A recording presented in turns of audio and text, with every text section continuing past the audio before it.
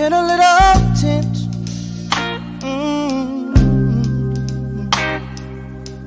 Like the river I've been running ever since. It's been a long time coming, but I know change gonna come. Oh yes it will.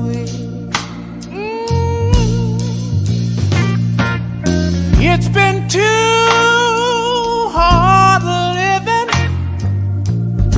but I'm afraid to die.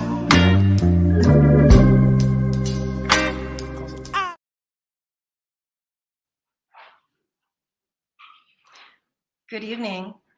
Welcome to Cutting Edge Leadership, part of the Changing the Legacy of Race and Ethnicity program designed to encourage understanding and discussion of how together we can make changes now for a more just future.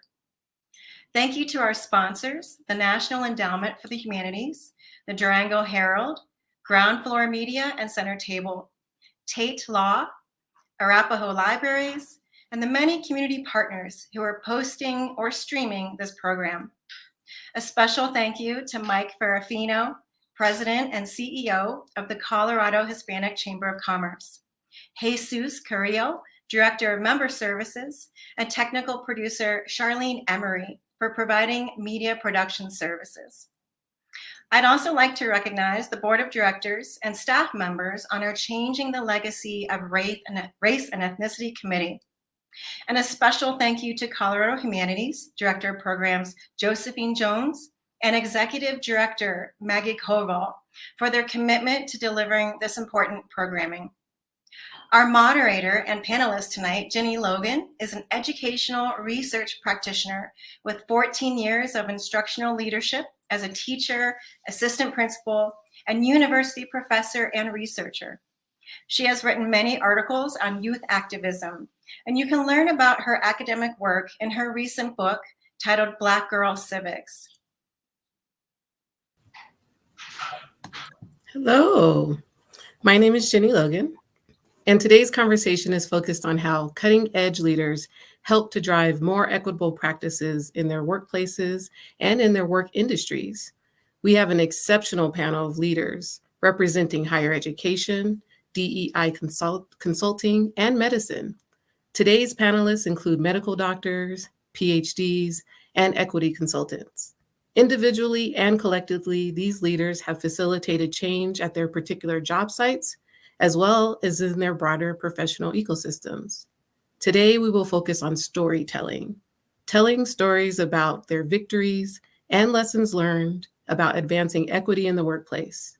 We hope that the stories that our panelists share will inspire, encourage, inform, and instruct our audiences around practices, strategies, and resources to help facilitate more liberated workspaces. Before we go any further, however, we want to take a short moment to acknowledge the land and the labor. Dr. Michael Benitez will walk us through this process. Thank you, Jeannie. Usa Wayu Watiao Diri. My name is Mike Benitez of Afro-Taino Arawak descent from the land of Borinquen. We want to acknowledge the land and the history of this space we are fortunate to gather in today. The Posner Center, where the Chinook Fund's office is located, sits on the Cheyenne and Arapaho land, who are the original stewards of this land. We acknowledge all the indigenous tribes in the nations who call Colorado home. That includes Apache, Shoshone, Ute, Pueblo, Pawnee, Comanche, Kiowa, Zuni, and Navajo. 48 tribes have called this land home. We recognize that U.S. public policy has been used to displace indigenous communities, erode tribal nation sovereignty, and forcibly assimilate Native individuals into U.S. society. We also want to acknowledge the labor of enslaved Africans and their descendants who worked the stolen land for the colonists and who continue to disproportionately face economic oppression, racism, violence, and exploitation. We share this acknowledgement to encourage all of us here to consider how our work in the space and in our daily lives can address this historic and contemporary atrocities perpetuated against Native people and other marginalized and minoritized communities. Thank you, Dr. Benitez. Now it's my pleasure to introduce our panelists. First, we have Erin Yoshimura. Erin founded and created Principal Empowerment Changes, LLC, and has empowered clients through leadership, diversity training, and executive coaching for over 20 years. Erin is a certified emotional intelligence trainer and a certified professional coach with certificates in diversity and inclusion and conflict resolution from Cornell University. She combines her corporate and nonprofit experience and her passion for equity and inclusion with training and coaching to teach empowerful leadership and cultural agility skills. Next, we have Dr. Liliana Cervantes, who is a community service, programs, health policy activism, and research focused on promoting health justice for underserved communities, such as racial and ethnic minorities. Liliana completed her bachelor's degree, her medical degree, and internal medicine residency in Colorado, and has served at Denver Health, the safety net hospital for the city of Denver, for over 13 years. Liliana has partnered with parents and patients and stakeholders to create change that advances the health and well-being of Colorado's racial and ethnic minority communities. Next, we have Dr. Michael Benitez, who is a nationally acclaimed scholar, practitioner, speaker, and consultant in the field of diversity, equity, and inclusion in higher education. His research and consulting focal areas include leadership and identity development, intersectionality, race and ethnicity, organizational cultural development, and inclusive pedagogy and practice. Dr. Benitez has authored book chapters and articles on student identity, hip hop culture, cultural centers, cultural and ethnic studies, institutional research, and campus climates, and faculty development. He is a co-editor of the anthology Crash Course, Reflections on the Film Crash for critical dialogues about race, power, and privilege, and has been featured in educational documentaries. Thank you all for being here today.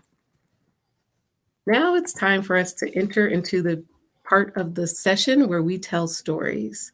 I'm going to ask our panelists to tell a short story about particular moments in their journey. And this first story I'd like our panelists to share is about a time when they helped to address a bias in their workplace. Erin? Thank you, Jenny. Oh, phew. When I was thinking about this question, the one that tends to always percolate in my mind is a few decades ago when I was actually working at a software development company here in Denver. The software came in a lot of different languages, including Japanese.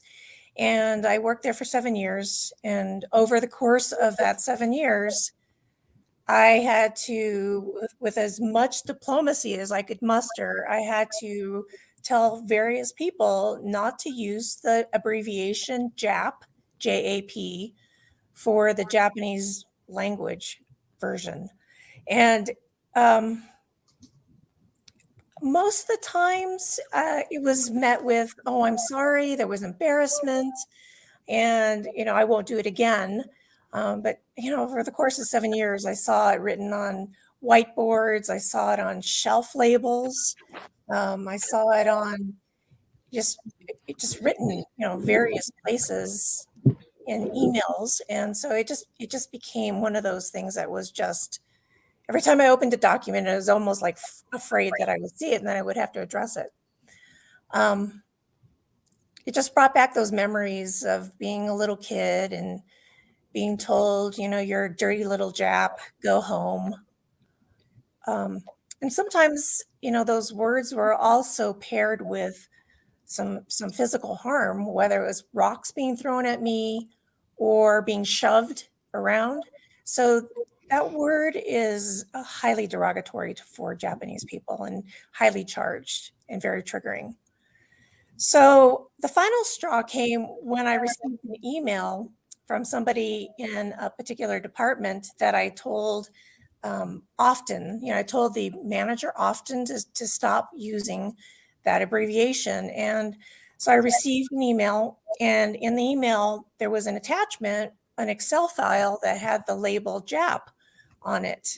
And so with less diplomacy, I just responded to the sender, and that manager was also in the email, and I said, please stop using that term. I've asked you several times not to use it, and it's very harmful and derogatory for people of Japanese descent.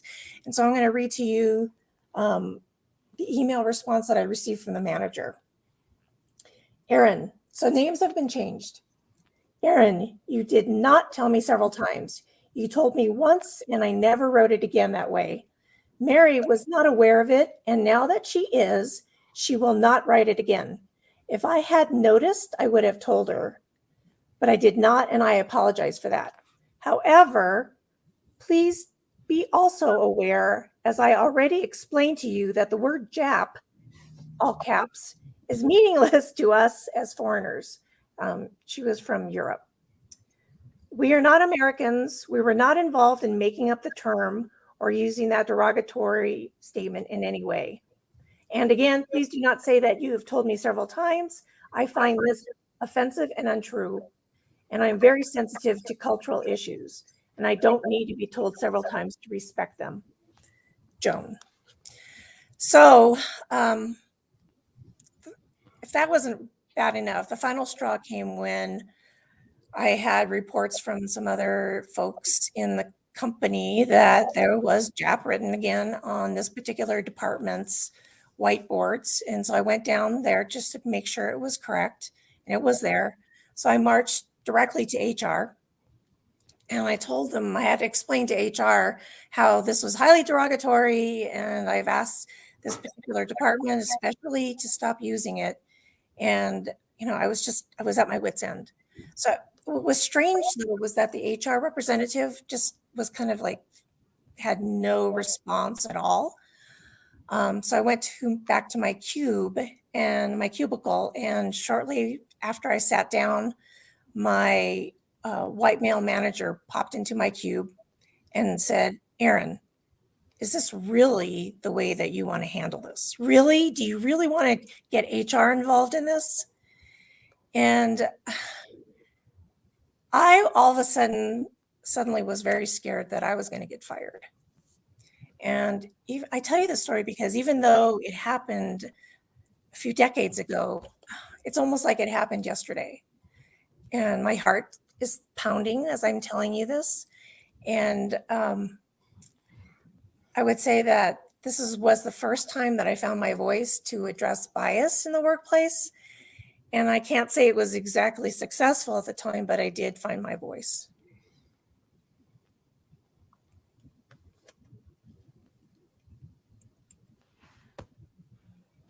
Thank you, Erin, for sharing such a vulnerable story, and the piece that you were talking about in terms of your heart rate still accelerating even these decades later is so true. The trauma of racial bias and racial oppression haunts many people of color, even after the particular incident has happened. So thank you for sharing your story and being vulnerable with us. Next, we have Lilia. Do you mind sharing your story? Hi, everyone. Thank you so much for sharing your story. I was feeling really tearful. I've had similar experiences too.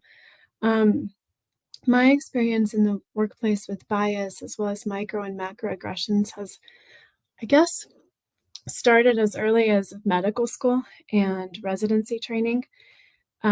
During medical school and residency, we were sort of expected as bilingual speakers to see all the Spanish-speaking patients, even if it meant that we were seeing patients that had the same medical problem. And oftentimes during medical rounds, when we were rounding with our attending and other learners, we were expected to provide language interpretation. And because there was a power dynamic, we couldn't really say no. And so, here we are, the bilingual medical students in training, always providing language interpretation and always seeing the Spanish-speaking patients. And so it wasn't until I became an attending and started working at the hospital that I realized that this was not fair, that this wasn't right, that we needed to give opportunities to all of our trainees and learners, regardless of what other languages they spoke. And so one of the things that I found morally distressing is that there's very little diversity in the healthcare space. If you look at any hospital, and actually across the country, really, less than 5 to 6% of physicians are racial or ethnic minorities. And for the most part, if you look at the other staff, like the food services and janitorial services staff, they're primarily Black and Latino. And this was the case at the hospitals that I trained in and that I worked for. And so I decided I needed to change this. And so I sort of on my own time decided to launch a program focused on providing support services and wraparound services for youth interested in a healthcare career. And when I created this pipeline program, I really wanted to provide support that was shaped by my own personal experiences. And so I'll tell you a little bit about myself. I grew up in the Valverde and Westwood neighborhoods here in Colorado. And at the time, they were primarily poor, and there was violence, drugs. There was a lot of stress, and oftentimes the kids that I grew up with were really focused on some of the social challenges that they were facing. And so it was hard to imagine, what life would look like if they graduated from high school or graduated from college or, even went on to become a physician or a nurse. And, the challenges that I faced didn't end there. Kids from poor backgrounds, once they're in college, have to work. They can't just focus on getting excellent grades. You have to work 1 or 2 jobs. And oftentimes, we don't have the social connections that we need to have clinical experiences in the hospital. And then separate from that, there's training that one can have to do well on the medical entrance exam, like the MCAT. And it's quite expensive, not affordable for someone, from a poor background. And so this program that I created really focused on identifying kids that were at risk and that were facing social challenges. And we provided wraparound services for these students. And we launched this program in 2009. And before I passed the baton on to focus on research, we had increased the number of partnerships that we had with colleges and universities in the state. And we've had several of our students go on to complete graduate healthcare training and join the Colorado workforce. And so, this is sort of a fix that's not fast in addressing bias and microaggressions in the workforce, but hopefully with time we can increase diversity in the healthcare workforce as well as improve culturally responsive care for our patients. And then separately, I think, like Aaron, have faced, oftentimes people will say words that are hurtful. And what I've learned through the years is that calling them out in that moment has worked better for me than taking a step back and not confronting it at that time. So that, in a nutshell, is sort of an individual win for me in addressing bias and microaggressions in the workforce.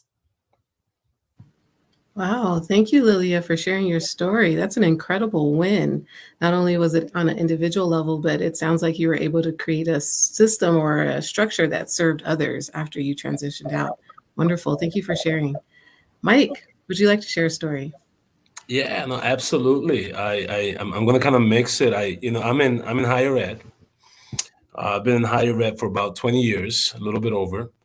And I'm a big part of informing equitable search processes.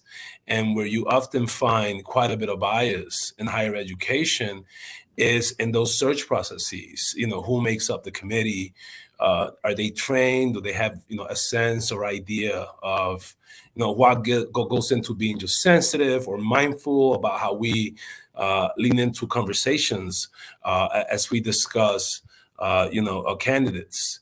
And so I'm going to take a variety of case studies and kind of mix them into one story because it happens so much over and over and over.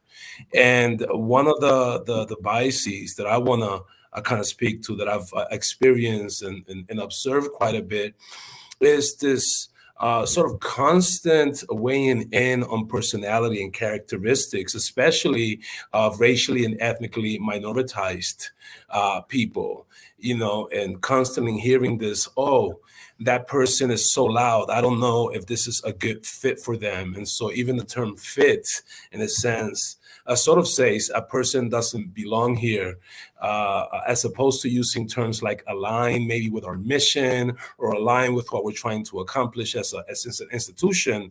And another thing, I always hear is also about, folks, having strong accents or people having too much of strong characters and whether or not they're going to be received well.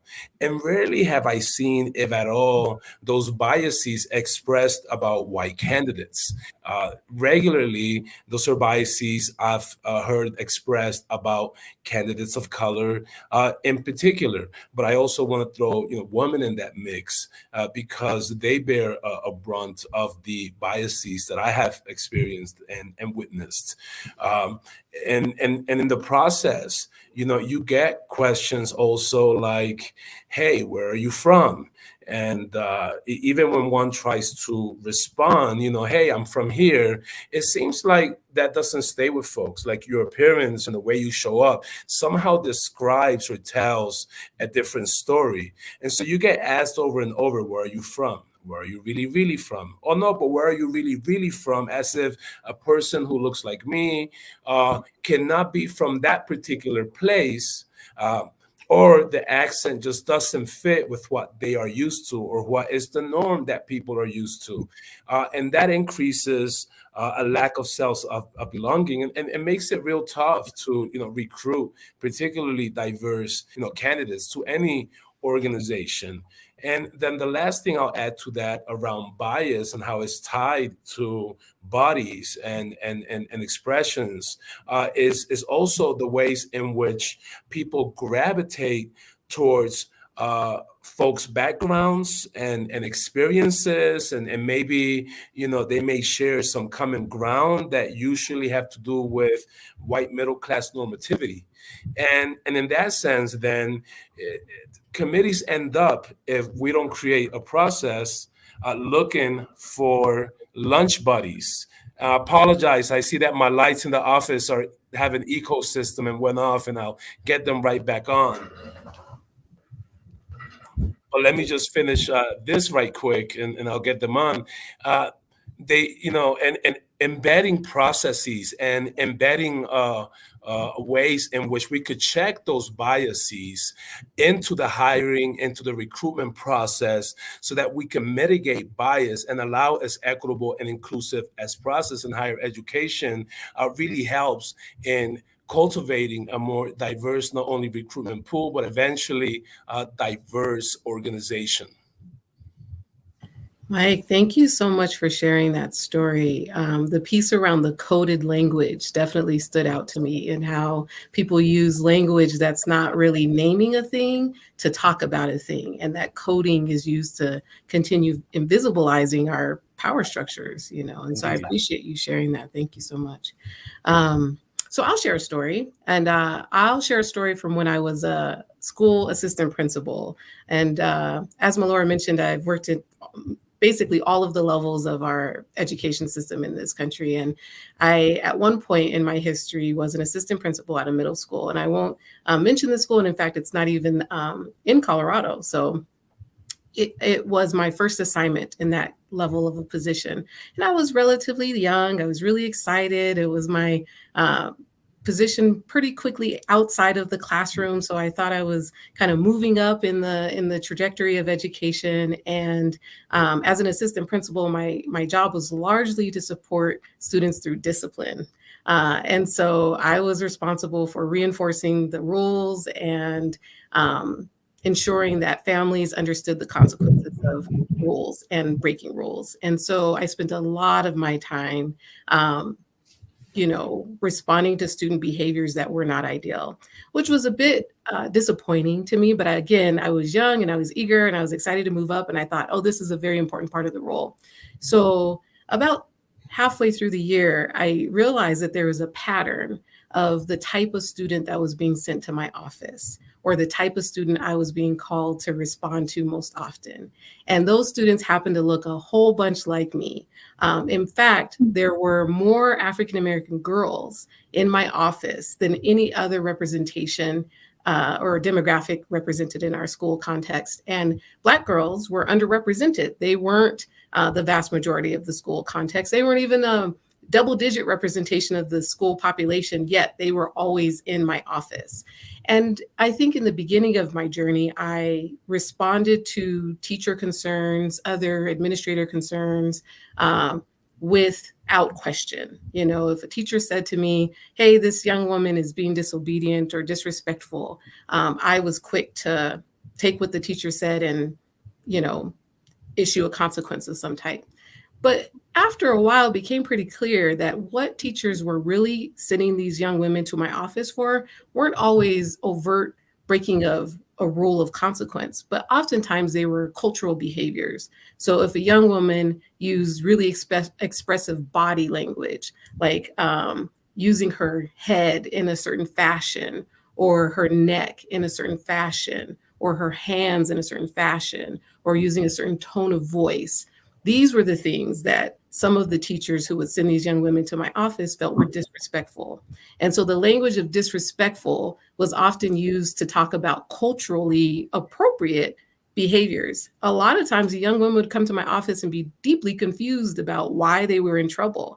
And at some point, and keep in mind, this is a middle school, the young women would say, well, that teacher just doesn't like me. I would often hear that they just don't like me. And they didn't always have the language to articulate why they felt like their punishment or them being sent to the office was an unfair situation. And it wasn't until I had a critical amount of data and experience in that role for me as the adult to begin realizing the pattern. And so I went to my fellow administrators and I said, hey, I'm noticing this theme. It's a lot of the African-American girls that are being sent to my office. And, when I dig deeper, some of the offenses are things like hand gestures and head gestures, that the teachers are hard to, explicitly outline what was wrong with the gesture or why they didn't like the tone of voice. And I really, just do some work around unearthing what's really going on here. I am beginning to think that we might have some issues of just kind of cultural misunderstanding was the language I used at the time. And I should note that I was the only Black administrator, not only in this school, but in this network of schools. I was the first and the only. And so I think my raising this issue was surprising and off-putting to the others in that context. They were doing the best that they could, and the best that they could at that time meant that they didn't have any awareness of why or how their actions could be reinforcing problematic racial bias. And so, there was a level of initial reception, but ultimately, I was actually dismissed from that position. And I was not only dismissed, I was dismissed before the end of the school year, which for any of us in education, we know that that's incredibly detrimental to the development and well-being of young people when they have significant adult transitions in their lives. And it's just not ideal for the practice of education. And so I was not effective in that role. I was effective at bringing up the issue, but in terms of resolution, I often, all these years later, still think about those young women, like what happened to them? What happens when they don't have an advocate in a position of power to say like, hey, I actually don't think this is about this person's ability or capacity to adhere or succeed in this environment. I think there might be some levels of bias or misunderstanding happening here. And that experience, that early career experience, actually informed some of the later stories I'll share on this panel today. So thank you everyone for sharing your first round of stories. As the audience, I hope is I hope is observing, we have a variety of different perspectives, and people are going to share stories not only about their personal journeys, but how it shows up in their different industries. And what I'd like to do now before we segue into the second story is ask the audience to feel free to ask questions. You have a chat feature on your end. And so as you're listening to this next set of stories, please do chat a question, and I'll be able to read those, and we'll be able to direct those to the appropriate panelists. And so don't be shy, send your questions. We want to hear them. All right, so we're going to move into a second round of stories. Are you all ready for a second round? Yeah, okay, getting some head nods here. So this second question is, tell us about a time when you helped to create organizational change. So unlike your first story where you were talking about your individual level experiences, tell us about a time when you helped to impact the organization that you were inside of. And Lilia, would you be willing to go first? Absolutely. This is probably my favorite story to tell. This one is a policy win. I led a change that expanded access to dialysis for undocumented immigrants in the state. Back in 2010, I became very close friends with a patient of mine. Her name was Hilda. She was in her 20s. She had 2 little boys. At the time, they were about 8 and 10, and she was from Mexico. She had fled to the US to escape poverty. And I met her shortly after she had been diagnosed with kidney failure. And I want to just take a quick moment to describe what the kidneys do and how one would be treated with kidney failure. And so healthy kidneys clean the blood of excess fluid and toxins in the form of urea. And it's basically the kidneys clean the blood and make urine. And without at least one kidney functioning, people die. And so to live, people with kidney failure are offered sometimes a kidney transplant or dialysis. And dialysis can be in the form of home dialysis or in-center dialysis. And I would say the most common form of dialysis in the country is in-center dialysis. And so for that, patients typically travel to a center and they're dialyzed for 3 hours. For 4 hours, 3 times a week, but it's an in-center, so they have to travel there. And in this country, if you're a US citizen and you're diagnosed with kidney failure, you automatically qualify for Medicare benefits. But if you're undocumented, you are basically stuck waiting until you're critically ill to be dialyzed. And so all the excess fluid, the excess toxins just builds up in your body. And so my patient, who was a very close friend of mine, Hilda, had no benefits. And so she would come to our hospital once a week when she was at the brink of death. Sometimes she was very short of breath because the fluid would build up in her lungs. Sometimes she had intractable nausea and vomiting because of the toxin buildup. And over the course of 2 years, she had suffered 3 cardiac arrests because of the toxin buildup and how it affects the heart rhythm. And her boys had witnessed these cardiac arrests and had been the ones to call an ambulance. And so with time, Hilda, out of love for her boys, decided she would find a family to adopt them so that they wouldn't have to face the weekly psychosocial distress, wondering if their mom would live to the following week. And after she found an amazing adoptive family, she withdrew from emergency dialysis and passed away in 2014. And so, like Hilda, at the time, there were about 70 to 80 other undocumented immigrants who also came to our hospital and needed emergency dialysis on a weekly basis when they were at the brink of death. And after Hilda passed away, I felt compelled to change this. And so I decreased the amount of time that I was providing clinical care in the hospital and decided to focus more of my time on research. And I went on through research to document that when patients don't receive regular standard of care dialysis, if they're forced to receive emergency dialysis, that they have a higher mortality. They're more likely to die. I also documented how this impacts the patients themselves and their families, their quality of life. and how it leads to burnout for those physicians who have to provide this kind of substandard care. I connected with stakeholders and started building solidarity around this issue. I connected with local and national media, and at one point was even interviewed by CNN's chief health correspondent, Sanjay Gupta, and had several stakeholder meetings, described our stories, our patient stories, our cost, and our policy analysis. And then in 2019, our state Medicaid agency decided to expand access to dialysis for undocumented immigrants. And this was from the time Hilda passed away to the change, about 5 to 6 years. And since this change in Colorado, we've had somewhat of a domino effect throughout the rest of the country. It's been quite exciting to see other states and clinicians reach out and ask for mentorship and use the research that I published to change access to care in their states. And so it's been sort of an incredible story for me, because it took me on a different path, from one that was purely clinical to one that is now primarily research and advocacy work. Wow, that's wonderful to hear, Lilia, the power of research. I'm sorry to hear what a tragic story ignited that work on your behalf, but it sounds like your work is influencing statewide care. So that's amazing. Thank you for sharing. All right, Mike, do you have a story you'd like to share? Yeah, no, absolutely. This one is dear, right? Because, I really appreciate the stories that have been shared so far, and send my love. And systems is where it's at.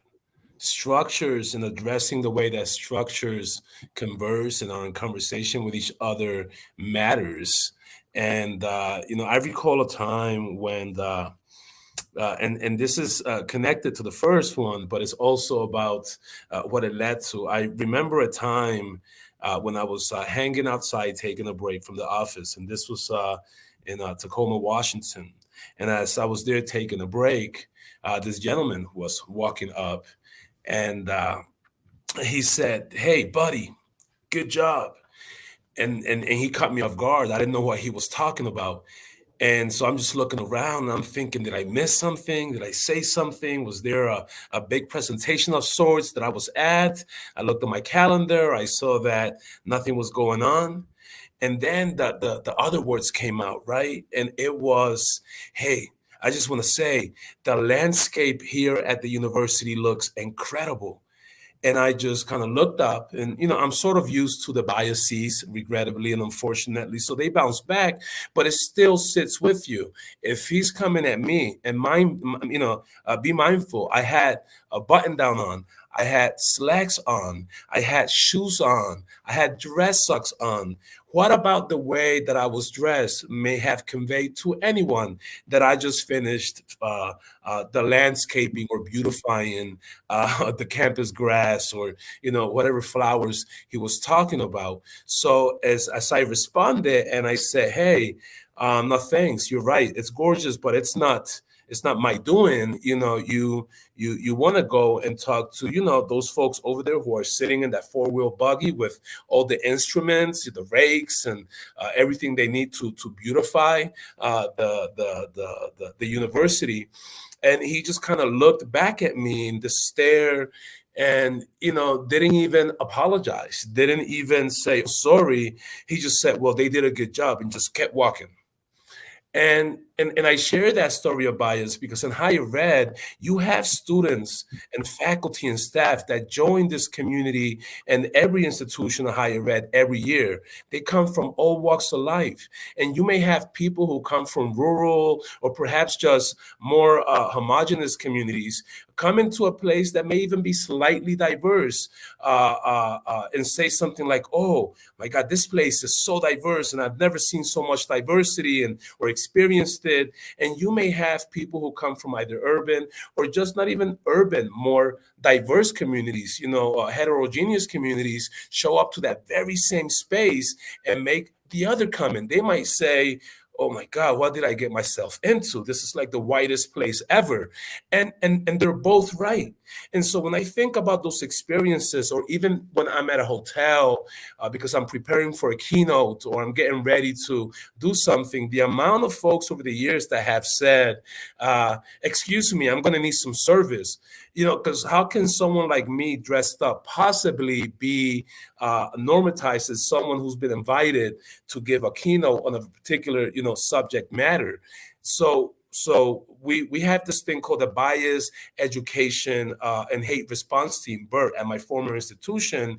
But what that told me, in the way that we were able to embed a sort of policy, procedure, and education process systemically, is we started to intentionally collect data on bias. How many times do microaggressions happen? How many times does implicit bias happen?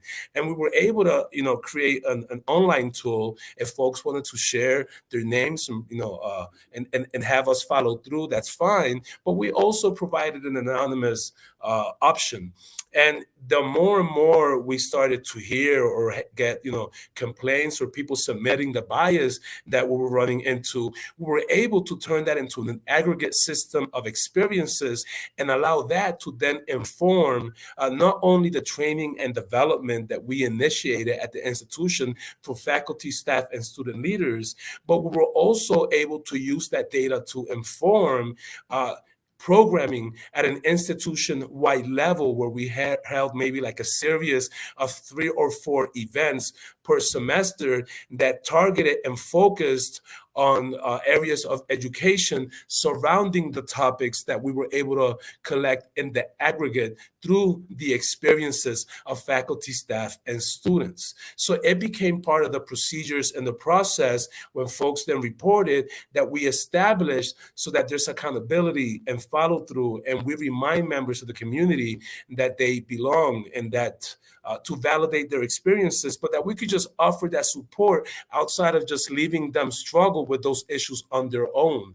And that led to just an enormous cultural shift in especially increasing and heightening awareness around this diversity, equity, and inclusion, particularly around racial justice and racial equity issues within the context of that campus community. And it's something that I've also already kind of learning from that experience take with me in different spaces proactively, versus the way most institutions normally react to situations when they happen, versus being able to proactively make an effort to address the educational opportunity that exists for that work to happen at an institutional and organizational level.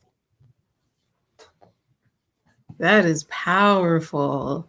These stories about the power of research used to inform practice are just dynamic. And the fact that you were able to influence an institution and then carry that knowledge with you into your future institutions and work is just tremendous. Kudos to you. So I guess I'll share a story. And my story is going to talk about the young women that I first was experiencing having disproportionate harm happening to them in the schools. But at the time, remember, I didn't quite have that language or know how to call it disproportionate harm. I just saw this pattern emerging. And so I, after being terminated from that position, I fled to a different institution, and I worked there for a little while, and I saw a similar theme where Black girls were getting harmed. And I was like, what is going on? Is it that I am particularly sensitive to the needs of African-American girls because I'm an African-American woman, or is there something really happening? And simultaneous to that part of my journey, I started a PhD program where I was learning and studying diligently research around youth development, activism, and agency. And so I encountered a whole body of literature called Black Girl Studies that talks about the unique experiences that African-American girls have in this country, not only in our public school system, but also in our health system, how they experience social harms, what their educational attainment looks like, and then is materialized in their professional endeavors. And so I was just enmeshed in this world of research, that aggregate that Dr. Benitez was just talking about. These were other scholars who had done the work to gather data and then make sense of that data and share it in their empirical study or through their empirical study. And one of the books I encountered was a book called Push Out by Monique Morris. And this is just one of many, many out there. But here are some statistics that she talks about. African-American girls are 6 times more likely than their white girl peers to be suspended in school. African-American girls are 3 times more likely to receive an in-school suspension than their white female peers. They're 3 times more likely to be retained a grade level than their white female peers, 2 times more likely to receive corporal punishment or physical abuse inside of school than their white female peers. They're 4 times more likely to be arrested than their white female peers, and 3 times more likely to be referred to law enforcement than their white female peers. These are just a few of the high-level statistics, but essentially, I was discovering through this research that Black girls were being criminalized in school, and oftentimes that criminalization resulted in being held back, having early exposures to the criminal system, the prison industrial complex, and ultimately have lasting impact on their ability to attain at a high level of education and or material wealth and success in our society as it's currently structured. And so when I was reading this research, I was outraged. I just could not believe that there was enough data out there to form this level of clear statistic around the Black girl experience. And so I used that information to create an organization called Big Hair, Bigger Dreams. And at that time, it was an out-of-school nonprofit organization centered on and designed around the experiences of African-American girls.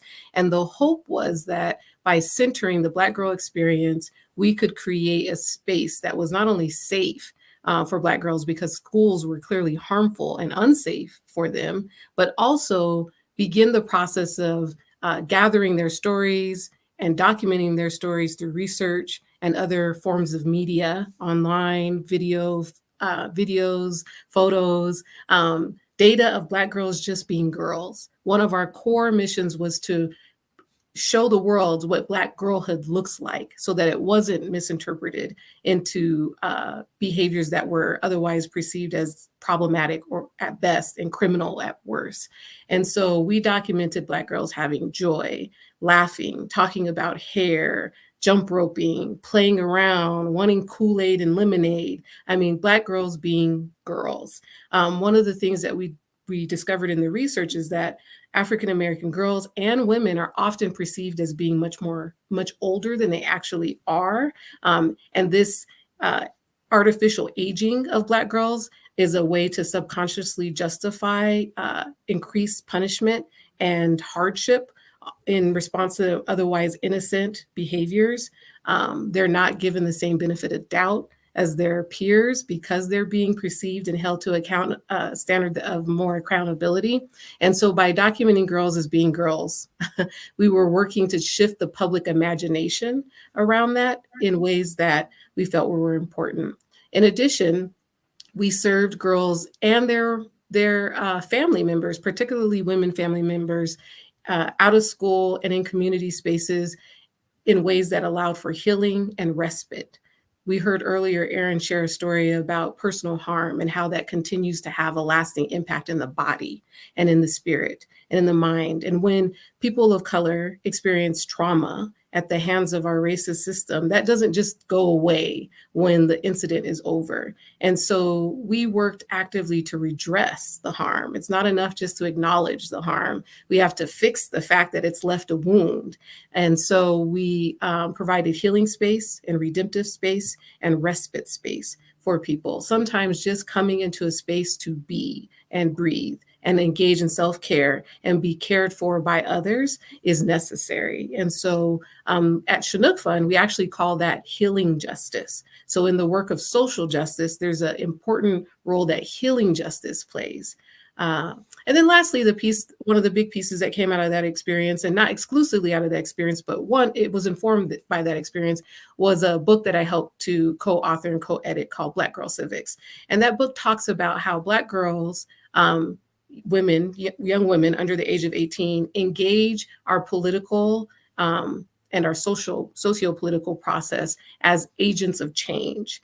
Oftentimes we talk about how people who have minoritized identities are just victimized by the system, but rarely is that true in my experience. Often people who are targeted or harmed by the system, are just lying down and accepting the harm and doing nothing about it. In fact, usually what happens is that they use that outrage or use that harm to create and produce and work against the thing that harmed them in the first place. So they actually become agents of change. They become empowered actors in our society. And so African-American women and Black girls have a long, beautiful, wonderful history of affecting policy change in our country, even the youngest of us. And so in that book, we talk about how young women as early as the age of 5 were advocating for policy level change. There's a young woman who's called Miss Flint, who was out on the front lines advocating for awareness around the contaminated water in Flint, Michigan. And she was interviewed by media outlets, and her mother was interviewed, and she wasn't trained to be an activist. She didn't come from activist parents. She was a person who experienced the harm of toxic water in her home and her community and decided to do something about it. So she drew on a sign and stood out on a street corner. And there are pictures of her all over the internet refusing to be silent, refusing to accept that injustice. And her voice not only was captured on that sign, but was lifted by the women in her community, her mother, her aunts, sisters, friends, folks who didn't know her. And now today she's 14, I think, and she's been doing activist work at a relatively high level for many, many years. And so these are the stories that I've committed a portion of my life to telling about how Black girls not only are harmed, but how they become and continue to be agents of change in our society. All right. So, Erin, what about a story from you? Wow. I am really, really very moved by all of your stories. I had a story and it doesn't feel like it fits very well. So I want to kind of lift up some of what you all have said already. Dr. Benitez, sorry about that. Benitez, Dr. Mike. When you earlier said, you said earlier that, that whole, where are you from? Where are you really from? I think some audience members might think, hey, that's okay. That's an okay question to ask. And so I guess my challenge to you is to say, would you ask somebody that looked like you that question? And this kind of goes to, I hope I do affect organizational change through doing training. I do unconscious bias training, and I tend to use it through the lens of neuroscience because we all have those habits, patterns of all these habits of mind. And you cannot grow up in the United States of America and not absorb some very harmful and wrong stereotypes about people who may not be of the dominant culture. So oftentimes I want to just play the switch game. I ask folks when I do trainings, like, you may think that, hey, I just want to ask you that question because, you're so exotic or you're so, different. For a lot of BIPOC, people of color, that question often has an underbelly of, you don't really belong here, you don't look American. So I just want to add that to some of the conversation because where are you from is signaling that you really don't belong, and that has a lot of deep impact on people today. Belonging is one of the basic human needs that we all need, and just not having a sense of belonging has an impact on not just our psychological welfare, but also in our bodies. We tend to collect spaces and we collect those messages of times where, we don't belong. I adapt to my environment. Oftentimes, any room that I walk into, I will do a really quick, and this happens unconsciously, a very quick scan of who's in that room, because who's in that room will determine how much of myself I will bring into that space. It will also determine of, what should I say, not to make people mad or not to disrupt the space too much so that we can't get any work done. So I just want to put that out there, that sense of belonging, and it is very harmful. And at the same time, it's one of the easiest things that folks can do to just make sure that everybody has a sense of belonging. And that whole cultural piece too, that Jenny talked about. I have often been told, what is wrong with you? Something is, different because you're so loud or you're so intimidating. And it's like, I'm actually just being me, but maybe the package doesn't match the patterns that are in a lot of people's minds. So that cultural piece again is that, would you ask that of somebody that looks like you? That's somebody that you're familiar with, or the spaces that you hang out in. Would you ask that of somebody? So just to take a step back, take a pause, and see if, that we all have biases. We actually need those habits of mind to even just get through the day. I mean, if we had to learn how to brush our teeth every day or take a shower or even get out of bed, that would take up so much of our brain capacity that we wouldn't be able to function. Unfortunately, those habits of mind, again, are also racial stereotypes.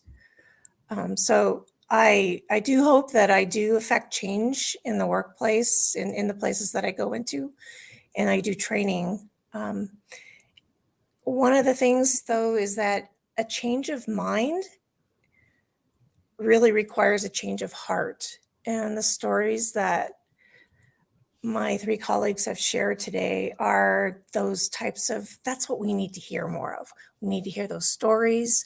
We need to let them affect us. Let them tug on our heartstrings. And through hearing that, listening to that, and even we're going to be sharing some resources later on, just to familiarize yourself with cultures and people who may be different from the people that you hang out most of the time with. Erin, thank you so much for sharing. We actually do have a question and a response. Dr. Michael Benitez, you're on mute. We'd love to hear your voice. Thank you. No, I appreciate that, Erin, and absolutely, those are right, the accumulative effects eventually that take a toll on people's bodies and their emotions and their mental well-being. And well, I've developed an ability to allow it to balance, just because, right, for me, and I would assume many experience it quite a bit. And the suggestion that you offer is one that I normally take, but I've also at times, depending on how it flows, I'll embrace it and I'll say, oh, but this is after allowing them to ask several times and then using that as an opportunity for schooling. But then I'll ask them directly, where are they from? Right. And often they'll respond with, oh, I'm from here. I'm just white. And I'll say, no, but where are you from? And they won't know where I'm going with that, right? It's just like, well, I'm from the good old United States. I'm American. And I'll say, but no, where are you really from? Because unless you're native, or unless that's your heritage and ancestry, this is not necessarily your land. So you're from somewhere. That history has created conditions and processes to erase your ancestry, whether that's Ireland or Italy or or Poland or wherever that may be, right? That's a different story in itself. That's actually a very different wound that needs to be addressed, that normally we don't focus on, but it allows them to then really kind of think and even start to go into the space where they start responding, oh, I'm like half German and half Irish and a quarter British, whatever it is that they're saying.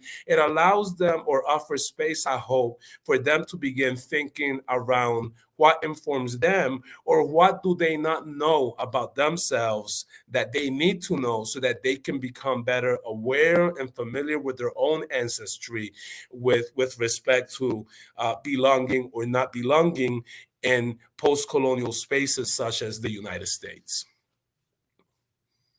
Oh, wonderful. Thank you for sharing that. I've had a similar experience where people were like, where are you from? And I'm like, where are you from? Let us both answer this question together. But Erin, do you want to respond? Do you have a thought that you want to share?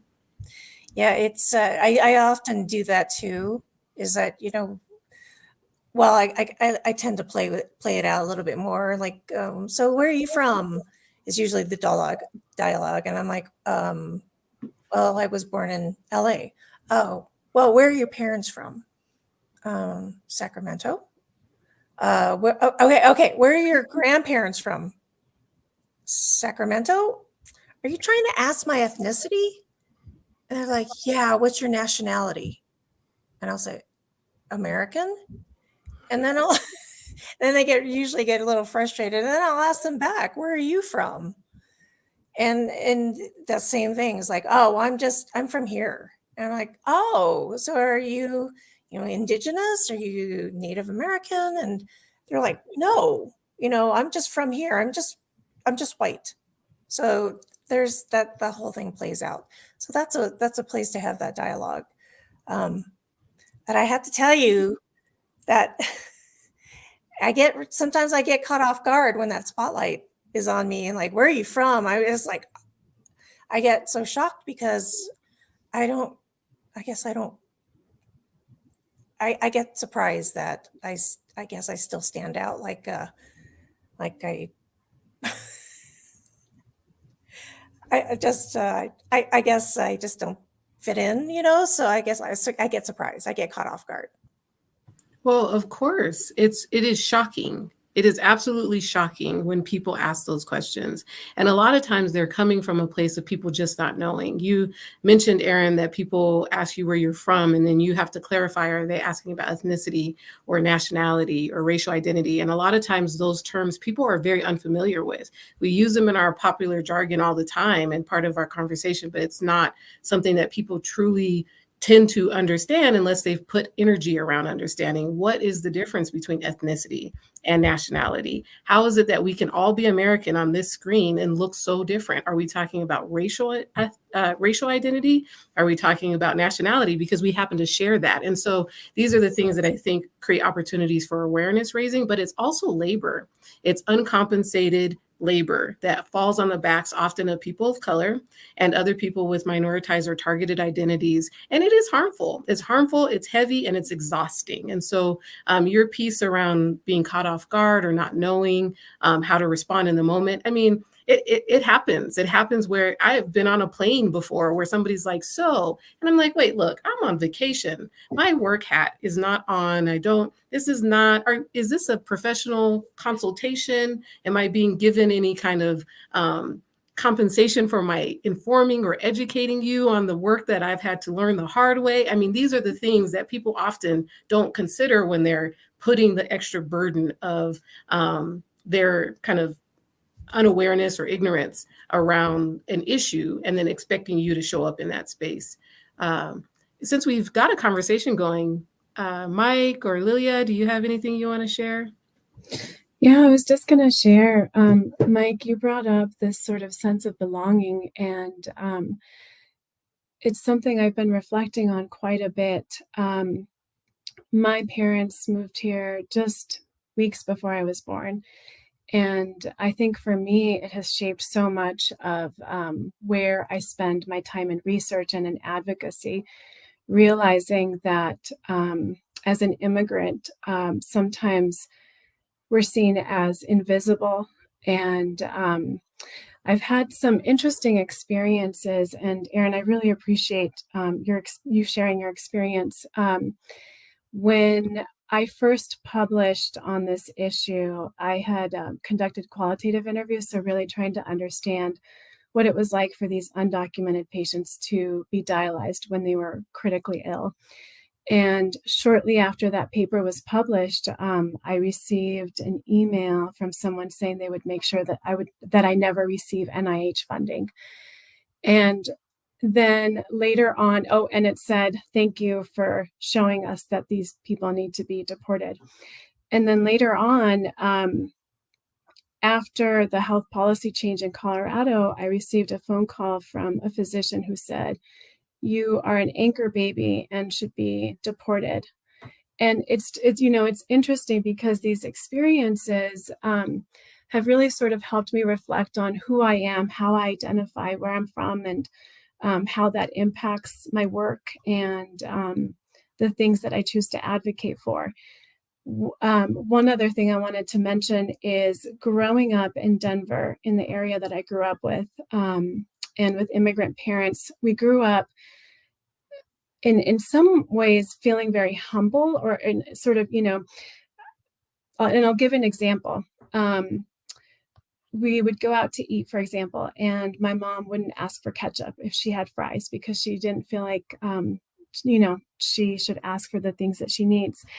And it wasn't until I finished residency and started working as an attending that I really felt morally distressed by the health disparities faced by my community, by the structural racism that I was seeing, the lack of culture and language concordant care. And it was at that point that I decided I need to be a voice, and I need to be a voice for my community. And I need to, figure out this balance between being so humble that I don't speak out, and really sort of empowering myself so that I speak out and create change. And it was that Sentinel event in Changing Access to Care with Hilda that really sort of helped me realize and reflect on my own identity and belongingness in this country, and how I sort of move forward and continue to create change that improves care for communities. And my message is always, that people really, regardless of religion, immigration status, everyone needs to be treated with dignity. And, we're all human, regardless of where we're from. But I hear you guys. I'm asked often, like, Cervantes, are you from Spain? Are you from Mexico? Do you speak Spanish? It can get a little old. Thank you. Thank you for sharing. Our audience through our various platforms have begun sharing stories too about moments that they were either othered or harmed or embarrassed or called out or made to feel like they don't belong. And so, Erin, thank you so much for bringing up this notion of belonging and how critical that is for people to feel, not only inside of their workspaces, but inside of this, our shared national context. Thank you. So I want to segue us to our third story. And this is a story about a time when we were less successful in our work. And so I'm going to ask our panelists to tell us about a time when you were not as successful in your equity work. We know that sometimes it looks different and the victories are hard won. So what does it look like when we don't have the victory that we work so hard for? Mike, can you start us off with the story? Oh, absolutely. I like to say I felt good. So often we're in the spaces, and the reality is that these spaces weren't founded, built, considered with people of color in mind. Hence why such a thing as HBCUs had to be formed, such a thing as tribal colleges had to be, created. And now you have institutions who are aiming to try to also be attentive to Latinx and or Asian and other identities, but it's all about foundation and structure. So with respect to a time that I wasn't as successful, I want to share that I moved here from Puerto Rico to New York, then to Pennsylvania, then to Iowa, then to Washington, and now I'm here in Colorado, and I'm looking forward to remaining here and actually having that stability. But part of the challenge in wrestling is, how do we take our deep love for advocacy and community and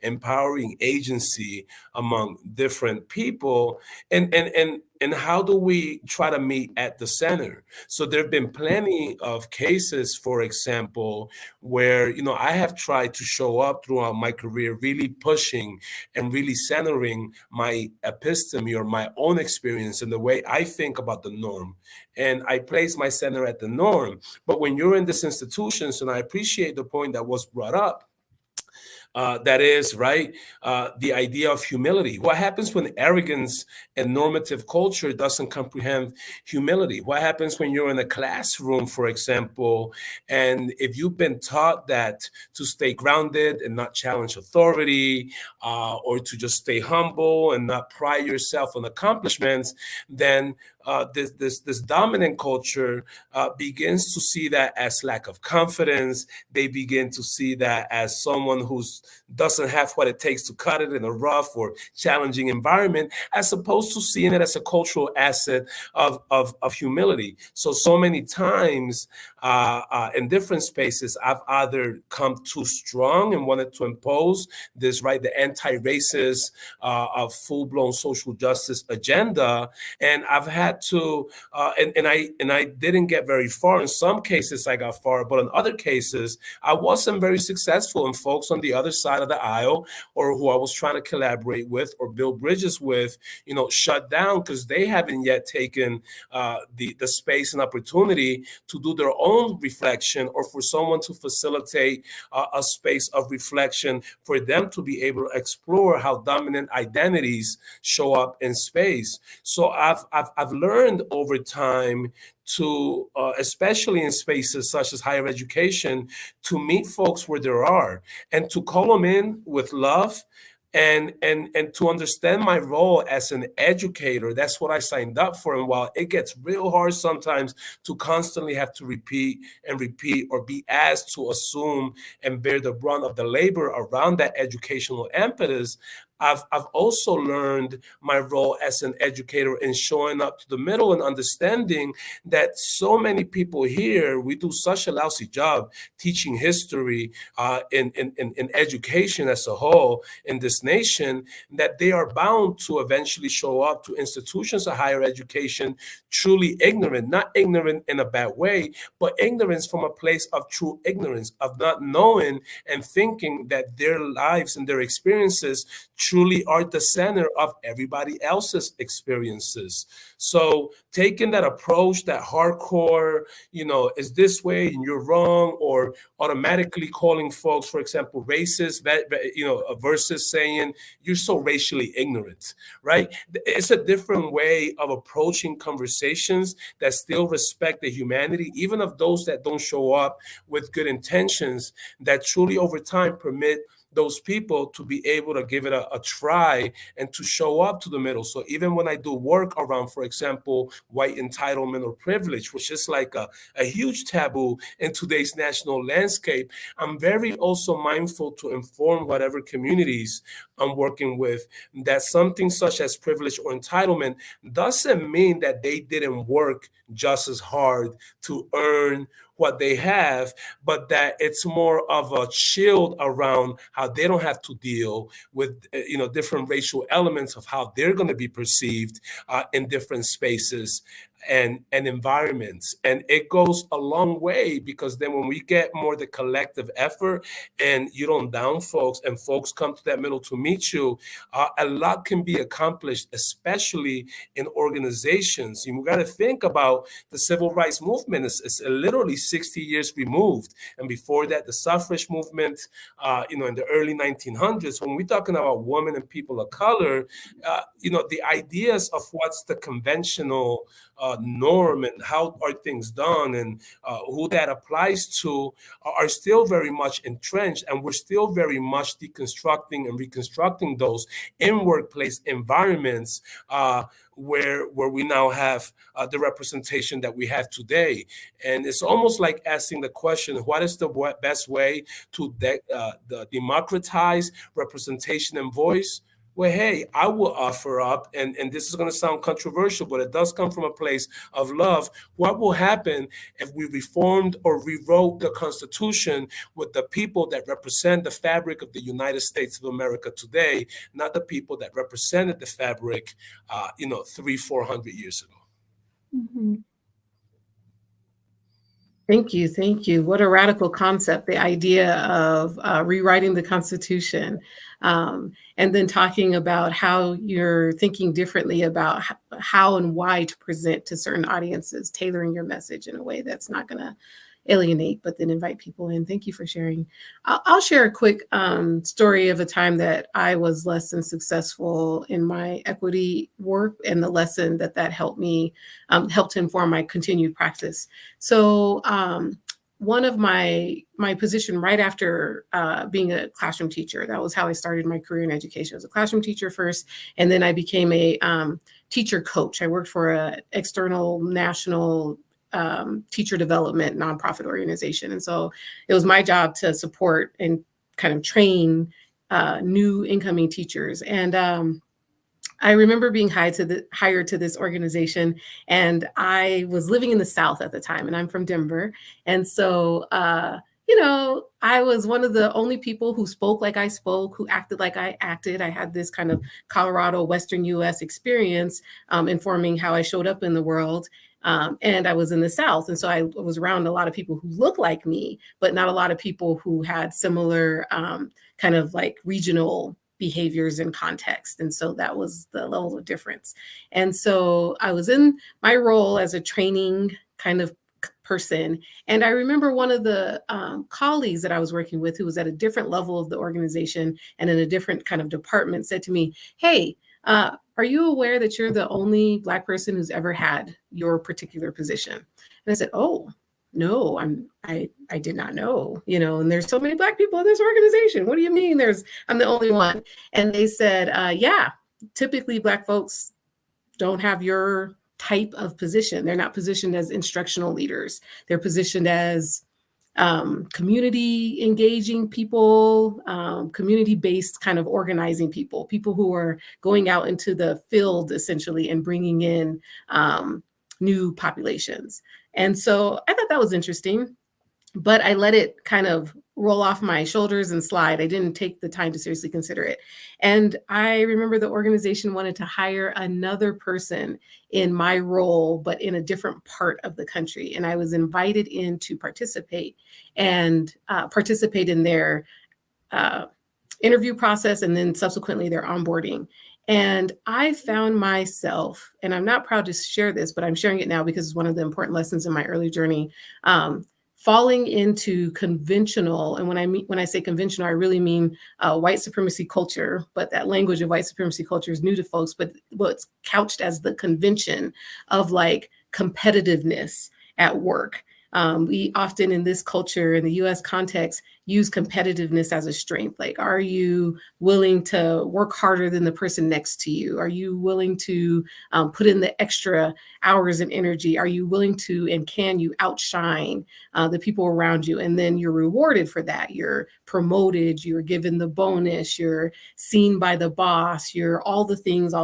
And so this other person was introduced into this role, and I fell into and didn't interrogate this kind of competitive programming that I had. And so I began competing with this person. And I am not proud to say that it happened to be another person of color in the same role. So instead of creating space for more people, I found that I was operating from a sense of scarcity. And that sense of scarcity was not only my own kind of doing, but it was also reinforced and confirmed by the people around me.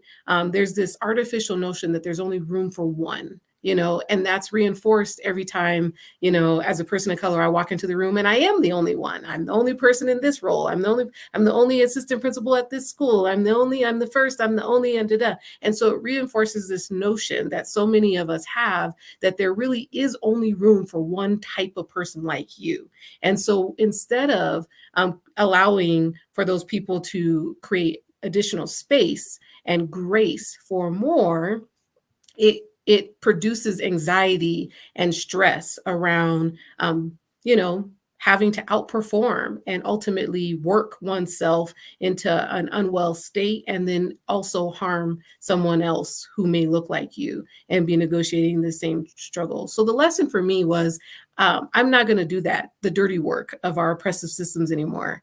I'm not going to be the agent that reproduces inequity and scarcity and exclusion and harm. I refuse to be the person who says, oh, I'm going to outshine my sister or my colleague or my fellow person of color. Instead, I'm going to work to create space. And if there is not space for more than one, then there's no space for me either. And so that's a pivot that I had to make in my journey after not succeeding at it the first time. So we have a few more stories, and shortly we're going to segue into some Q&A. So audience, please continue to write your questions in the chat. We are tracking them, so write them and we'll be getting to them very shortly. But before we go there, Lilia, would you like to share a story about a time when you were not as successful as you would have liked to have been?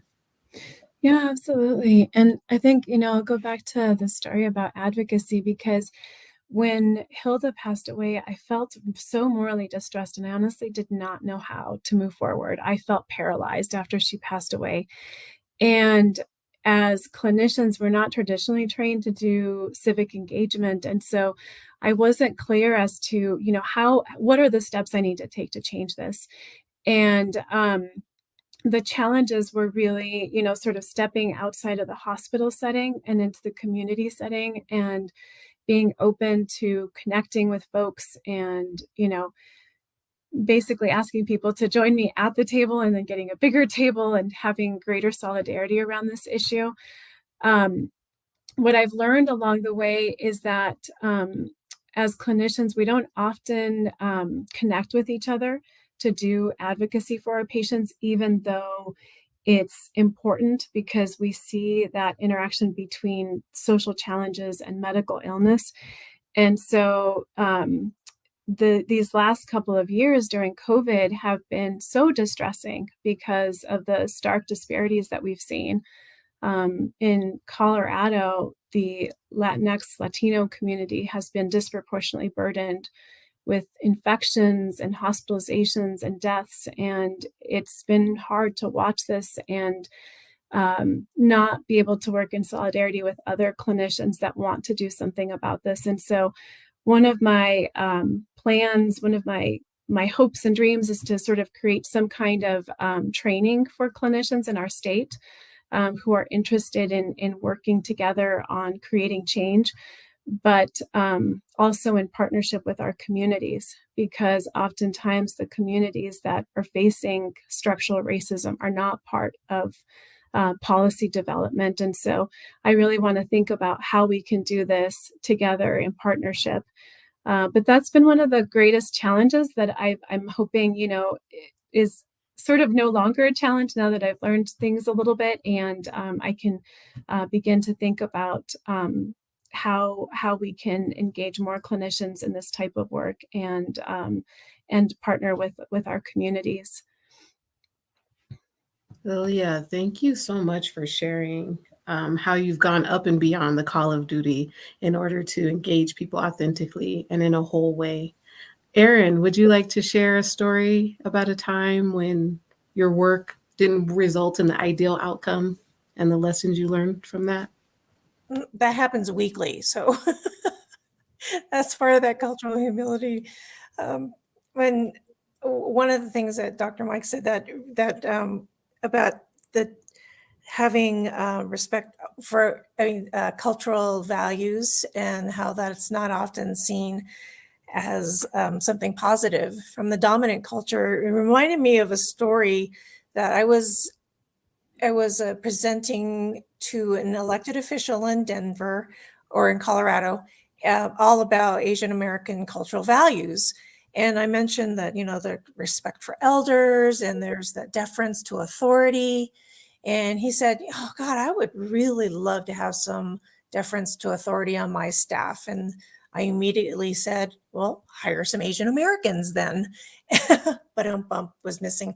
But it was those opportunities that that just kind of showed up at that one point. One of many stories that I have is when I was conducting a series of unconscious bias trainings, and I went to a particular area that I had this template to do, and I was doing it for all these other organizations that were similar to them. And what I knocked up against was this, what I call it, internalized privilege. That there was just something that nothing I could say or do would actually get them to talk or think differently or even consider it. So I guess one of those things is just to know that some spaces just aren't ready for change. There's going to be some elements of feeling defensiveness and just resistance, and to be okay with that, because it doesn't mean that's going to happen. It's going to last forever. And my lesson learned from that is to, I probably could have dropped my whole curriculum that I had laid out and just sat down with them and just had a conversation. So some of the thoughts that popped in my mind were when we get those questions like, where are you from? Or my favorite is, what are you? Is just to ask, what do you mean? Sometimes biases come out and folks don't realize they're saying things that are offensive. So maybe just asking, what I heard you say is, what are you? And what do you mean by that? Because I'm a lot of things. So to meet it more with curiosity when I can muster up some of the patience. But yeah, I think there's always times when I leave a training or even a conversation that I come back home and I reflect on how that went. And I used to beat myself up a lot, like, oh, I shoulda, coulda, woulda, I should have said this. But now I'm starting to reframe it by saying, okay, this conversation possibly could have been deepened by me saying something else or asking another question. So the next time I will, and I just start to plant some of those seeds in my mind so that I'm better prepared for the future.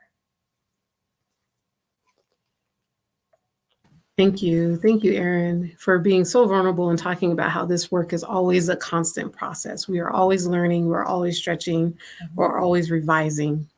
And so each of you have shared 3 distinct stories about your lived experiences, highlighting successes and areas for improvement. Thank you so much for sharing. And many of our audience members have shared some of their own stories in the chats. And so for those of us watching online, I hope you're able to engage those stories as well. I want to segue us into the Q&A section of the agenda now. And so we have a few questions that have come in, and audience members, feel free to continue sending your questions. We are tracking them. And I'm just going to throw out a question to the panel, and whoever feels moved or called can answer the question. So this first question is, how can white allies be of help in improving the systemic inequalities in our society? Go ahead, Mike. Yes.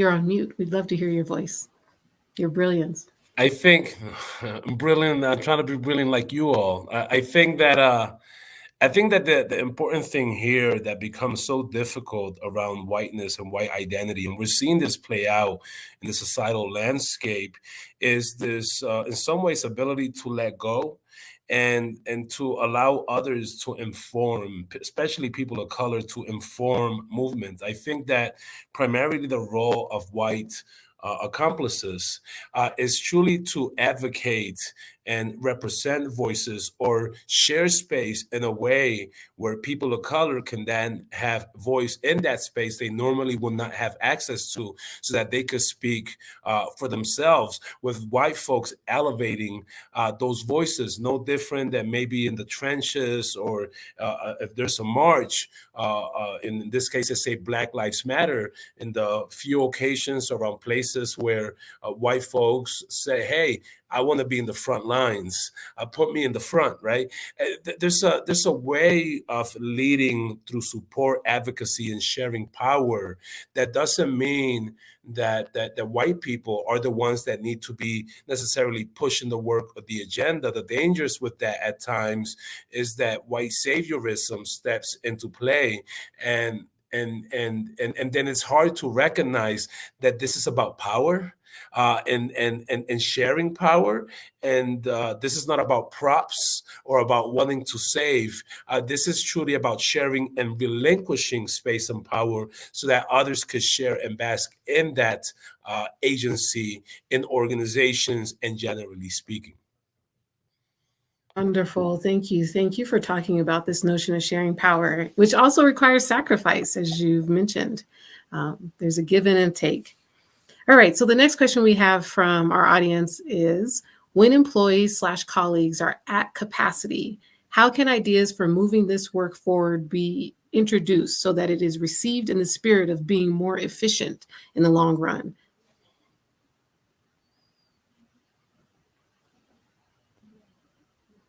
Any one of us is able to answer. This question reminds me a lot of this notion of not only capacity, but the idea of burnout and labor resulting in, exhaustion.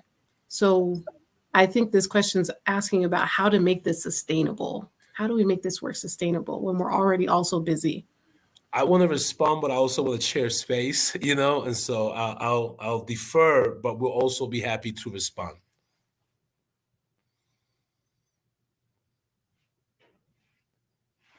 Okay. So I'll go ahead. This is a real important one. And I'm so glad this question has been asked, because so often, even when you look at research and literature, it signifies and it marks the amount of unfair labor that falls particularly on women in the workforce, but even more so on women of color in the workforce, by way of expectations, or who's more willing and who's more likely to take time out, and that in addition to so many other duties. So the ways that I approach this, or and I do this actually quite a bit here, is when I talk to people, first is gathering the data. Keeping the notes. That data goes a long way in pushing that change. Second is having the conversations with likely allies or folks who are feeling that, but to do it collectively, so that it's not just one person. If it's just one person, that person could be so easily dismissed. When it is a collective or several people who bring it up in unison, and in some cases, maybe there's already affinity groups in the workplace, or maybe there's very particular organizations or spaces where these conversations are had, is to collectively bring this issue with support of different stakeholders and constituents that you share space with the hope that the organization and institution responds. In the extreme case that you just need a whole new person altogether, and that generally someone is expected to do in 40, 50 hours what two people should be taking 80, 90 hours to do, then we begin to build that particular case. Because at the end, and this goes side by side with the Great Resignation, is also why a lot of people are leaving these organizations. And those people we have seen in the data are more likely to be people of minoritized, marginalized backgrounds and women. this notion that there's a cost. There's a cost to the humans involved, and it results in people leaving. I was reading an article recently about burnout and compassion fatigue and vicarious trauma, and how so many folks experience those things not only through the direct impact with bias and systemic oppression, but also holding space for each other. And so the impact is real. It happens on our hearts, bodies, minds, and spirits. Thank you for sharing that. We have another question from the audience, and this question is about what are 2 or 3 strategies the audience can implement to promote inclusiveness in the workplace and in everyday life?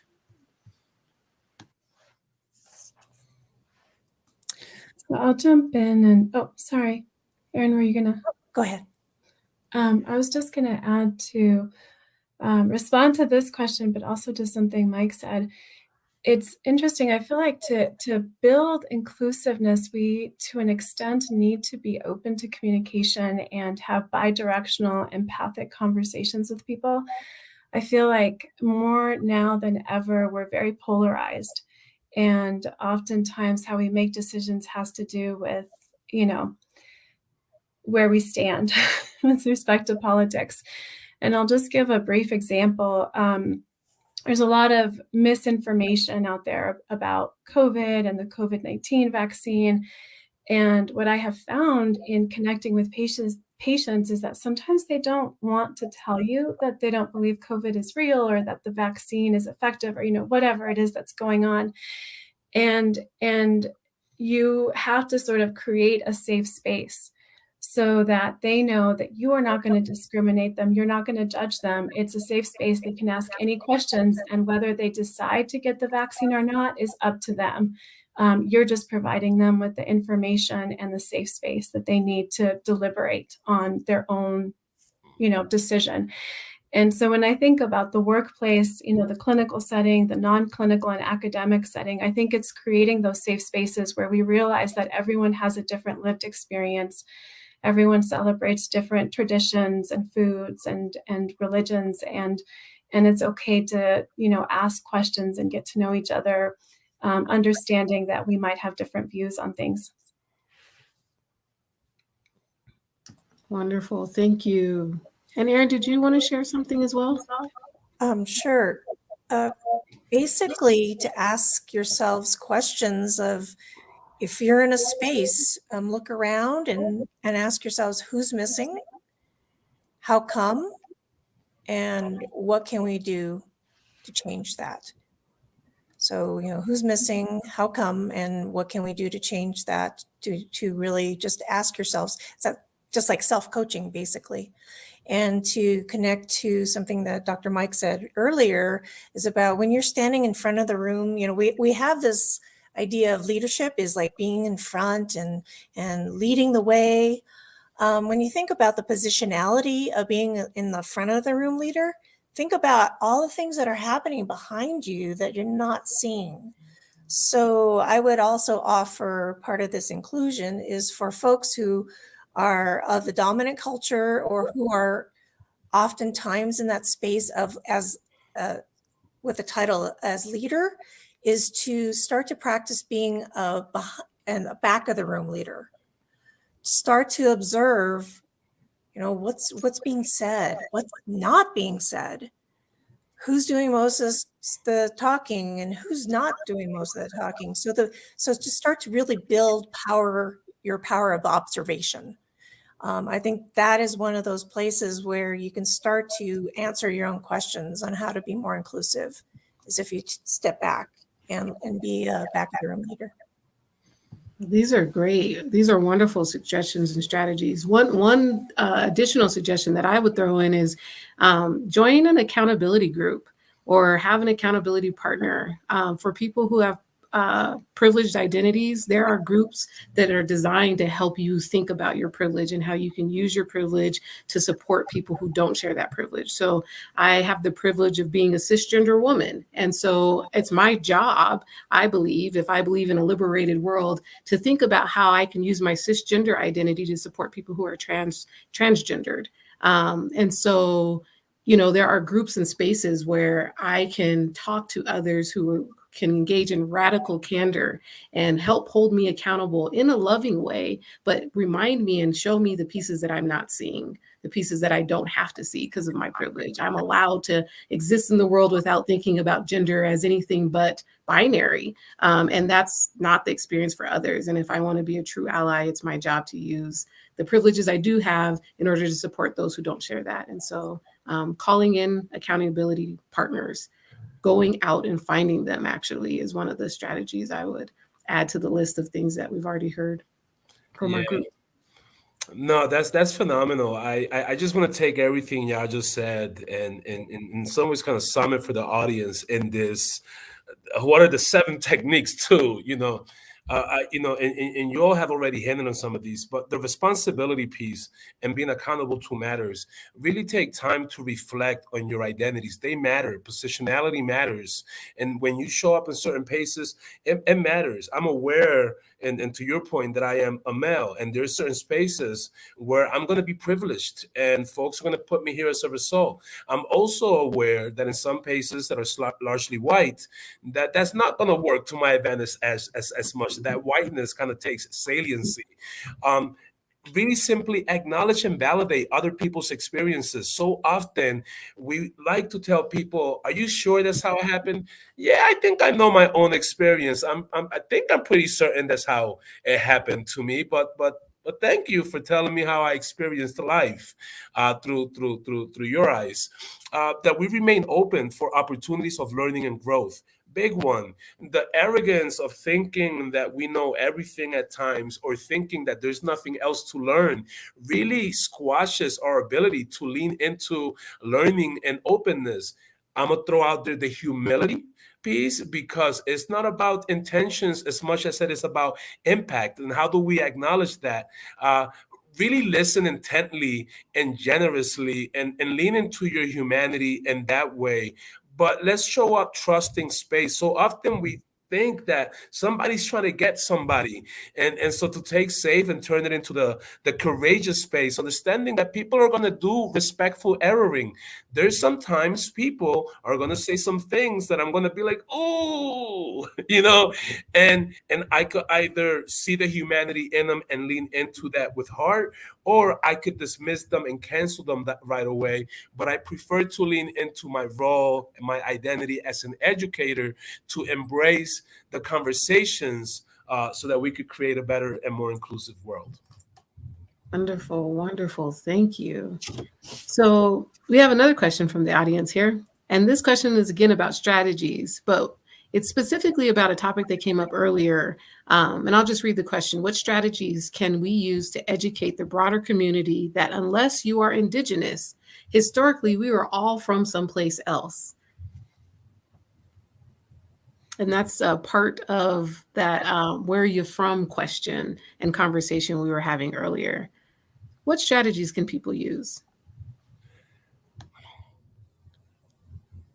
I think for me, when people ask that, and I really want to lean on Erin and what she highlighted.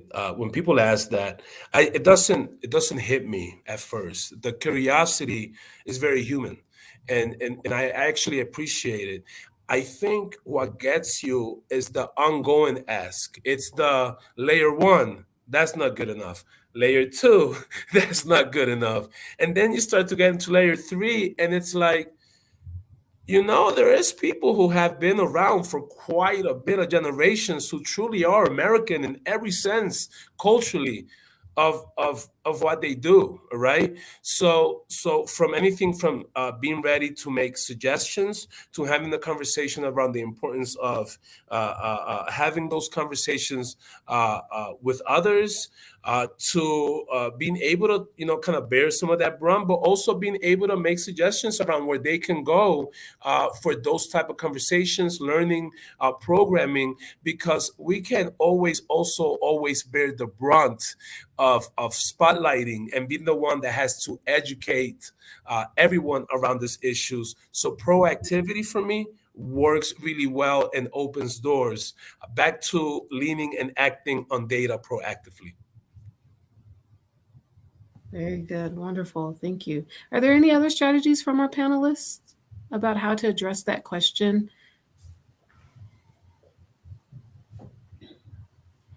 I have a unconventional strategy, and it's actually a two-part strategy. I'll share when I'm on planes. I love to travel in my personal life, and I travel internationally often. And so if I'm on a plane or in an airport, I actually choose not to answer that question. And that's because it's really easy for people to assume that wherever I'm headed, or going or having come from, or some figment of their imagination, even if the flight isn't directly to a place that they can kind of put together in a sequence that makes sense for them, it just doesn't feel like a conversation I can manage. And I've had enough experiences in airports and on planes where, if I'm traveling back from holiday in South Africa, people will not believe that I'm an American, even if I'm speaking in the way that I'm speaking now, without an accent, and clearly referencing things like Denver, Colorado, and the University of Colorado, where I got my graduate degree, and all the things that are clearly very familiar to the people I'm on the plane with that's landing in DIA. It just sometimes doesn't, I don't have enough energy or capacity in those contexts. So my strategy there is just to have a healthy boundary. I don't have those conversations in airports or planes. That's my strategy. However, when I'm outside of those spaces, my strategy specifically as it relates to this question around reminding people that all of us have come to these lands at some point in history, unless we are indigenous to these lands, is I use the language of indigeneity. I say, when a person asks me where I'm from, I usually answer in the very conversational sense at first, like, oh, I'm from Denver. My family's from Denver. And then if they proceed, that's when I know, like the cue happens in my mind that, oh, this is really about something else. And I say, well, all of us are actually hanging out on lands that don't belong to any of us, unless we're indigenous. And I say it like that. I try to use a little joking tone. I try to, make it less serious, because I know the conversation is serious and there's a risk. There's a risk for me, and there's a risk for the other participant, that they may shut down, they may snap, they may do all manner of things. And so I'm trying to hold space in the way that Dr. Benitez was talking about earlier, of like honoring curiosity. People are curious, and not everybody has the access to these kinds of conversations, but also reminding all of us that we're all on this land, and many of us have invested in this land, but it's not indigenously ours or organically ours. And the whole notion of whose land it is and land ownership, that can be problematized as well. So I do try to lean in with a kind of joking, but I use the language of we're all visiting unless we're indigenous pretty immediately after the first question.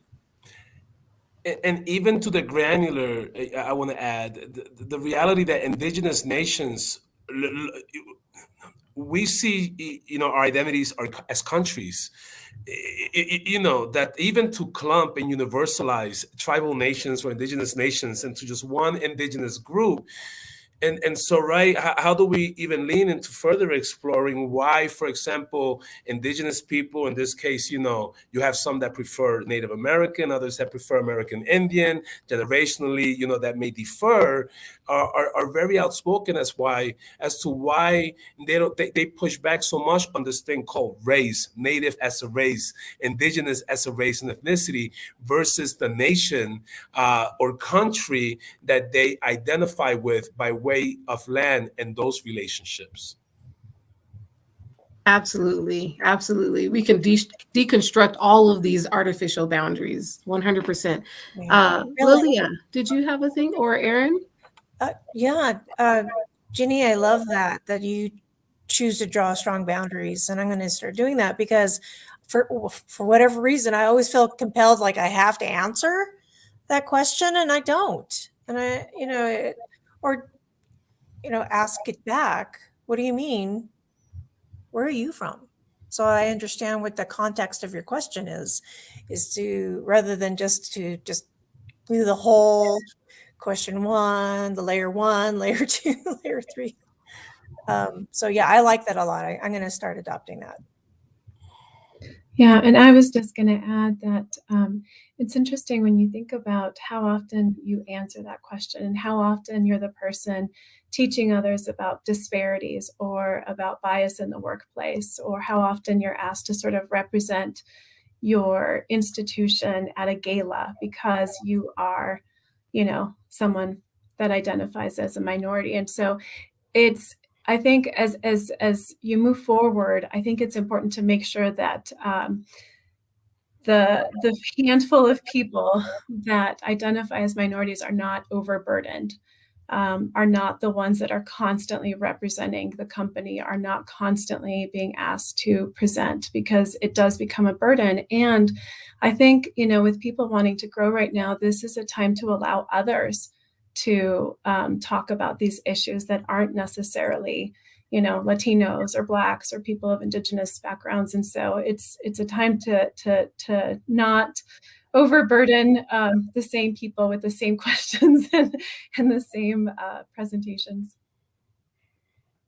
Wonderful, wonderful. Thank you all for engaging in that Q&A and that conversation, and for sharing your stories. We're nearing the end of our time together, but before we go, I would love for us each to share a few words of wisdom or insight or a takeaway that you would love to leave our audience with. And I'll start. One thing I remember in this kind of work is to take care of myself, and specifically the act of self-care is radical, and it is liberatory, and it is necessary.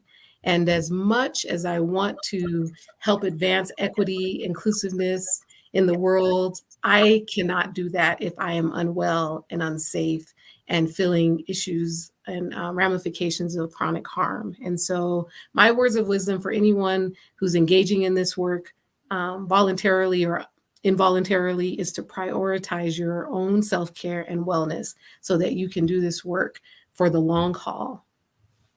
All right. Who wants to go next? I can Ashley. go next. Okay, go, Lilia. Please do go next. I wanted to leave you guys with some words from one of my role models, Patty Gebbo. She was the CEO for Denver Health for several years and retired in 2011. She wrote a book on healthcare leadership, and she described courage in leadership. She said, "You should only take a leadership position if you're willing to lose it when following your moral compass." I have found in my work that I suffer more personal moral injury if I'm not following my moral compass, if I'm not speaking up when I feel like I need to on behalf of my patients. And so it's something I live by, is this courage to follow your moral compass. Wonderful. How powerful. Erin, do you have a word of wisdom or two you want to share with the group? Well, Jenny, since you're such the avid traveler, I love that you mentioned, self-care, and it's that whole saying about, if you're traveling with somebody else and on an airplane and the oxygen masks drops down, you're supposed to put yours on first to ensure that others survive. So that came to mind. And then also just amplify marginalized voices. Amplify marginalized voices. Ashe, ashe. How powerful. Thank you for sharing that. Mike, do you want to close us out with some words of wisdom? And we'd love to hear them if you don't mind unmuting. I really thank you. I really appreciated the words on self-preservation. They're so important, but what I want to offer related is it's okay for us to allow ourselves grace and pace. Grace to be able to sometimes mess up or just not know, and be okay to be in space where we acknowledge and we consume, but also grace from the place of giving others grace and giving yourself quite a bit of grace, and then pace by way of meeting people where they're at, but truly understanding that sometimes we're going to move fast and sometimes we're going to move slow, and all of it is truly okay. So for folks out there, Please give yourself space for grace and pace in this work that is diversity, equity, and inclusion. Wonderful, wonderful. Well, I want to thank all of our panelists for coming together and sharing their stories, their words of wisdom, their lessons learned.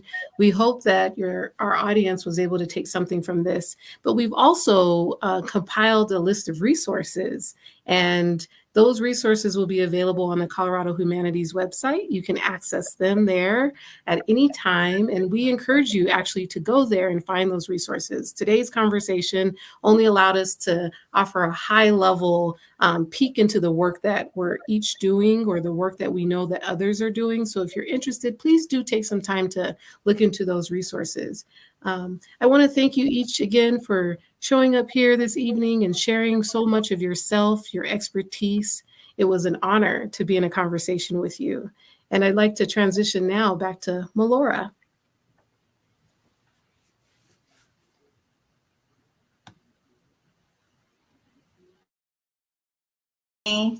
Erin, Lilia, and Michael for sharing your knowledge and insights to help us to better understand the legacy of race in America.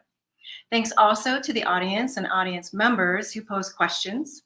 Thank you again to our sponsors and partners. We were not able to get to all of the questions this evening, but you can continue the conversation online in our Legacy of Race Facebook group and at future programs. Please sign up for news at the bottom of any page of the Colorado Humanities website, coloradohumanities.org. Our next program in the series will focus on the experience of Indigenous peoples and young Indigenous community leaders. Have a good evening.